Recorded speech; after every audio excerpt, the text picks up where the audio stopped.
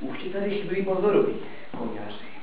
Co to, prosím tě, tropíš za hlouposti? Snad si nemyslím. Že se ti v mé zahradě podaří sestřelit nějakého bažanta.